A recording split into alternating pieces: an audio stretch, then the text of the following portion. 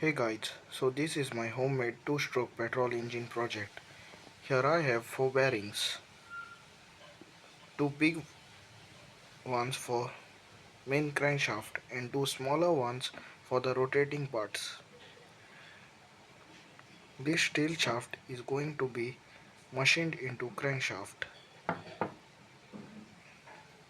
The cylinder is sitting in oil to protect the machine surface from rust, and this wooden block is right here is actually the pattern for aluminum engine block that I'll be casting.